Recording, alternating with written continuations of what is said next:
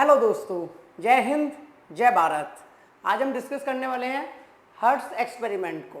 देखो, जो ये एक्सपेरिमेंट है ये इलेक्ट्रोमैग्नेटिक वेव्स का एक तरीके से कह सकते हो एक्सपेरिमेंटल प्रूफ है। यानी मैक्सवेल ने इतना तो कह दिया था कि भाई इलेक्ट्रोमैग्नेटिक वेव्स होती हैं, पर कुछ ऐसा एक्सपेरिमेंट नहीं था जो इस बात को प्रूफ कर पाए कि इलेक्ट्रोमैग्नेटिक वेव्स हैं। इस बात को एक्सपेरिमेंटली जो प्रूफ किया था वो हर्ट्ज ने किया था, इसलिए नाम पड़ गया हर्ट्ज एक्सपेरिमेंट। ठीक है, तो वही बात बोलिए। पहले Maxwell predicted the existence of electromagnetic waves इन 1865। यानी मैक्सवेल ने तो पहले प्रेडिक्ट कर दिया था कि इलेक्ट्रोमैग्नेटिक वेव्स होती हैं। कब प्रेडिक्ट कर दिया था? 1865 में। ठीक है, this prediction had to wait for about 22 years before a German physicist Heinrich Hertz succeed in experimentally confirming the existence of electromagnetic waves in 1887। यानी 1865 में मैक्सवेल ने बोला था कि इलेक्ट्रोमैग्नेटिक वेव्स होती हैं, पर इस बात का एक्सपेरिमेंटल प्रूफ 22 साल बाद मिला था। 22 साल बाद, यानी कि 1887 में जो ये हमारे जर्मन फिजिसिस्ट हैं हेनरिच हर्ट्ज, इन्होंने एक्सपेरिमेंट करके दिखाया और उन्होंने कहा देखो इलेक्ट्रोमैग्नेटिक वेव्स प्रोड्यूस होती हैं। ठीक है, अब क्या था इनका एक्सपेरिमेंट वो अपन अच्छे से समझेंगे। आगे इन्होंने बोला कि in this oscillations of an LC circuit we know that the charge oscillate across the capacitor plate. Since an oscillating charge has non-zero acceleration, it will continuously emit electromagnetic waves in the oscillations of LC circuit। यानी यहाँ इन्होंने समझाया कि जो अपन का LC circuit था, LC circuit अगर आपको याद हो तो याद है ना, जिसमें हमने एक इंडक्टर लगाया था जिसका इंडक्टेंस L था और कैपेसिटर लगाया था, और वहां हमने समझाया था कि किस तरीके से अपन का कैपेसिटर चार्ज और डिस्चार्ज होता है। अगर आपने भाई पहले वाला चैप्टर नहीं पढ़ा है तो प्ले लिस्ट में जाके देखो, सारे चैप्टर की प्ले लिस्ट बनी हुई है। आपको पहले के टॉपिक्स आने चाहिए तभी ये चीज अच्छे समझ आएगी। ठीक है, तो एलसी सर्किट का चार्जिंग डिस्चार्जिंग जो था कैपेसिटर का वो आपको पता होना चाहिए। तो यहाँ पे वही बोला है कि जो ऑसिलेशन होता था एलसी सर्किट के अंदर, we note that the charge oscillate across the capacitor plates. जो चार्ज है वो ऑसिलेट करता था कैपेसिटर के प्लेट के अक्रॉस। क्यों? क्योंकि एक बार कैपेसिटर प्लेट चार्ज होती थी फिर डिस्चार्ज होती थी, यानी एक बार जाता था फिर वापस आता था, फिर डायरेक्शन बदलता था, फिर वापस आता था, फिर जाता था, फिर डायरेक्शन बदलता था। तो वहाँ ऑसिलेट करता था charge particle. Since an oscillating charge has non zero acceleration, और आपको याद है कि उस चार्ज का नॉन जीरो एक्सीलरेशन होता था, यानी एक्सीलरेशन जीरो तो नहीं होता था, एक्सीलरेटेड चार्ज पार्टिकल होता था। अब एक्सीलरेटेड चार्ज पार्टिकल होता था तो it will continuously emit the electromagnetic waves, यानी फिर वो कंटिन्यूअसली इलेक्ट्रोमैग्नेटिक वेव्स को एमिट करेगा, प्रोड्यूस करेगा। ठीक है भाई, hertz used N oscillating LC circuit for producing electromagnetic waves. यानी यहाँ पे अब उन्होंने हर्ट्ज ने उसी को ले लिया एलसी सर्किट को, क्या करने के लिए? इलेक्ट्रोमैग्नेटिक वेव्स को प्रोड्यूस करने के लिए। क्लियर है? यहाँ तक नोट कर लो, वीडियो पॉज करके फिर आगे बढ़ते हैं।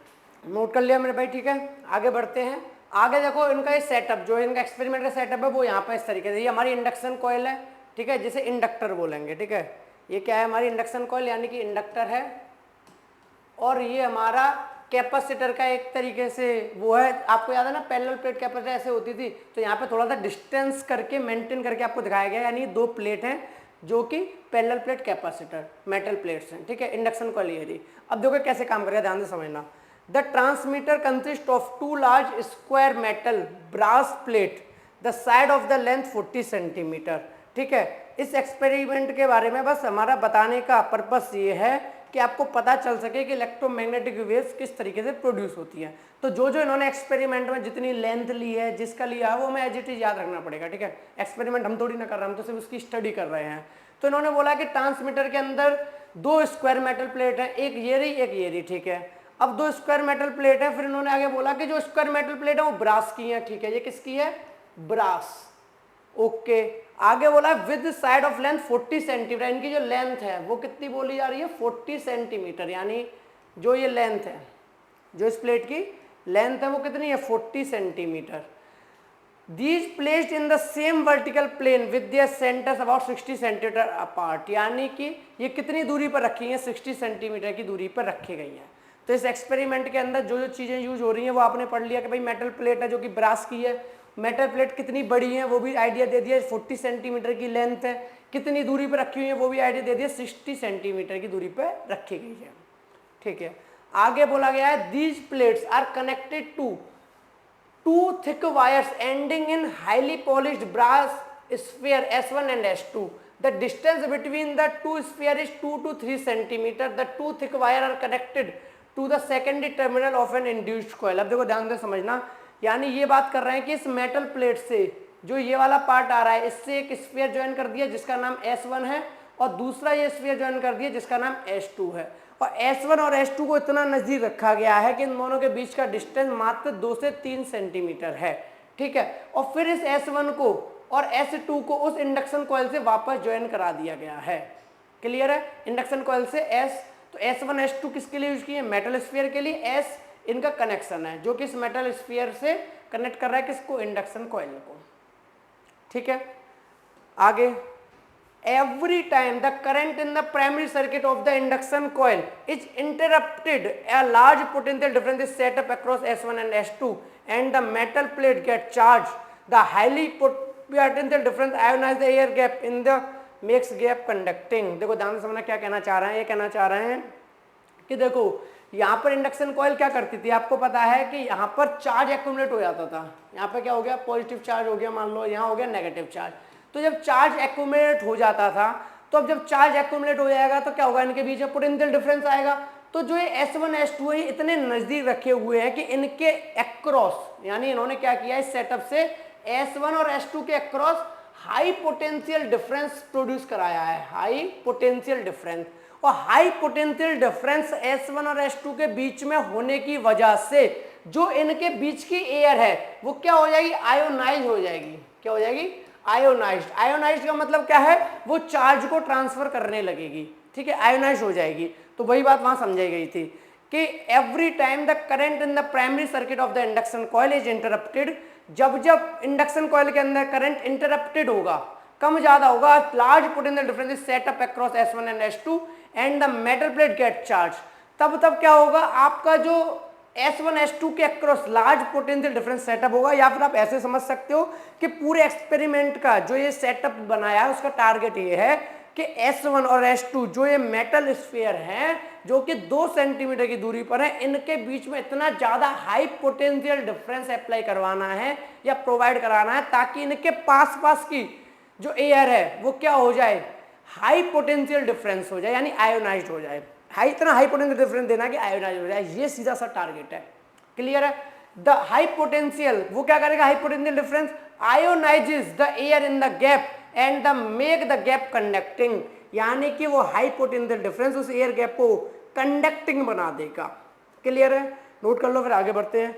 अब आगे बात की गई है the electrons and the ions so produced oscillate back and forth across the gap S1 and S2। जो इलेक्ट्रॉन्स हैं या फिर कह लो कि जो आयंस हैं, जो कि क्या हो गए? आयोनाइज्ड गैस हो गई, तो वो क्या बन गए? गैस पार्टिकल, आयंस बन गए। वो क्या करेंगे? ऑसिलेट करेंगे back and forth across the gap S1 and S2।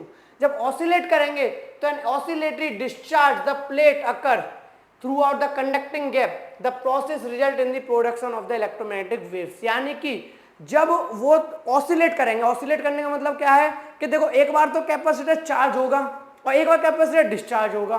तो जब कैपेसिटर चार्ज और डिस्चार्ज होगा, इसके लिए आपके दिमाग में ना पहले से जो LC सर्किट है वो अच्छे से समझा हुआ होना चाहिए ना, तब आप इसको फील कर पाओगे। अगर LC सर्किट नहीं पढ़ा है ना तो काफी डाउट रहेंगे, कैसे चार्ज बोल रहा हूँ, कैसे डिस्चार्ज बोल रहा हूँ, बहुत मन में बातें आएंगी। लेकिन सीधी सी बात है, जिसने पढ़ रखा है वो सीधा समझ गया होगा कि कैपेसिटर हमारा एक बार चार्ज होगा, एक बार डिस्चार्ज होगा, चार्ज होगा, डिस्चार्ज होगा। इसका मतलब जो S1 S2 के पास हमारा जो चार्ज पार्टिकल्स हैं जो आयोनाइज हो गए वो भी ऑसिलेट होंगे। अब जब वो ऑसिलेट होंगे तो क्या करेंगे? This process result in the production of electromagnetic wave, यानी जो चार्ज पार्टिकल है या कह लो जो आपने गैसेस को आयोनाइज कर दिया है, जब वो ऑसिलेट होंगे तो क्या है? वो प्रोड्यूस करेंगे इलेक्ट्रोमैग्नेटिक वेव्स को प्रोड्यूस करेंगे। अब बात आती है कि हमें पता कैसे चलेगा इलेक्ट्रोमैग्नेटिक वेव्स प्रोड्यूस हो गई? उसके लिए एक डिटेक्टर लगाएंगे, भी दिखाएंगे। तो आगे बोला है the metal plate form a capacitor of low capacitance C and connecting wire offer a low inductance L, the system generate the electromagnetic waves of high frequency V। यानी यहाँ उन्होंने समझाया है कि वो कितनी फ्रीक्वेंसी की इलेक्ट्रोमैग्नेटिक वेव्स को प्रोड्यूस कर सकता है, 1/2 पाई अंडर में LC। ये आपको याद हो तो LC सर्किट के अंदर हमने फ्रीक्वेंसी बताई थी, वहां पर यही फॉर्मूला आया था 1/2 पाई अंडर में LC। ठीक है, ये अपन के ऑल्टरनेटिंग करंट की फ्रीक्वेंसी होती थी।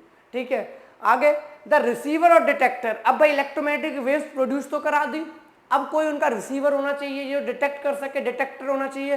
तो आगे वही है, द रिसीवर और detector consist of an almost closed circular stout wire terminating at the two end in two small polished brass sphere S1 and S2। यानी इसको यहाँ समझो, सेटअप को ध्यान से, कि यहाँ पर अपन की इलेक्ट्रोमैग्नेटिक वेव्स क्या हो गई, एमिट हो गई या कह लो प्रोड्यूस हो गई S1 S2 के अक्रॉस, S1 और S2 के अक्रॉस। क्यों हो गई?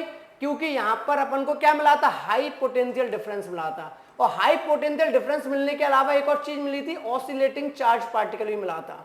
क्या मिला था? Oscillating charge particle. अब ऑसिलेटिंग चार्ज पार्टिकल मिला तो यहाँ पर इलेक्ट्रोमैग्नेटिक वेव्स क्या हो गई, प्रोड्यूस्ड हो गई। अब इलेक्ट्रोमैग्नेटिक वेव्स को कोई ना कोई डिटेक्ट करेगा, कोई ना कोई पता करेगा कि इलेक्ट्रोमैग्नेटिक वेव्स आई कि नहीं आई, तो उसके लिए इन्होंने एक डिटेक्टर बनाया। डिटेक्टर भी देखो इसी तरीके से बनाया हुआ है, यहाँ पर भी ये स्फीयर टाइप के ही है, और ये S1 नाम दे दिया, इसे S2 दे दिया, ठीक है, और S1 डैश नाम दे दिया, S1 डैश S2 डैश, क्योंकि देखो S1 और S2 तो इसको नाम दे दिया है, तो इसको कुछ और देना पड़ेगा जो डिटेक्टर है, तो इसलिए S1 तो वही रखा लेकिन डैश लगा दिया, S1 dash S2 dash detector है, ठीक है। आगे, this cause tiny spark jumping across the gap thereby providing the existence of an electromagnetic waves. और ये डिटेक्ट करके बता देगा कि इलेक्ट्रोमैग्नेटिक वेव्स क्या हुई हैं, प्रोड्यूस हुई हैं। यहाँ तक बात बिल्कुल अच्छे से क्लियर है मेरे भाई, ठीक है। तो एक ये छोटा सा अपन का सेटअप था, कह सकते हो कि समझने की कोशिश की थी कि इलेक्ट्रोमैग्नेटिक वेव्स किस तरीके से प्रोड्यूस होती हैं। अगर इसका सबका सम अप करूँ तो इतनी सी बात समझ लो कि इलेक्ट्रोमैग्नेटिक वेव्स को हम तब प्रोड्यूस करा सकते हैं जब अपन के पास ऑल्टरनेटिंग करंट हो या चार्ज पार्टिकल अपन का किस में हो, एक्सीलरेटेड मोशन में हो, ठीक है। और आपको एलसी सर्किट में तो याद है, एलसी सर्किट में क्या होता था, एक बार कैपेसिटर चार्ज होता था, फिर डिस्चार्ज होता था, फिर चार्ज होता था, फिर डिस्चार्ज होता था, प्रोसेस चलती रहती थी। तो इस तरीके से अगर ये वाली प्रोसेस लागू हो जाए तो इलेक्ट्रोमैग्नेटिक वेव्स तो बनती रहेंगी, फिर तो कोई दिक्कत ही नहीं है, ठीक है, अपन को मेहनत ही नहीं करनी।